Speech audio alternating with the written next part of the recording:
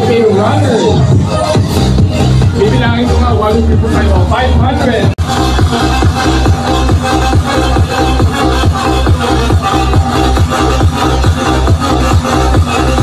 Okay, USY, kaway-kaway. Seryoso sila, oh. Okay, si Sir Sam. Okay, Sir Sam. Alright.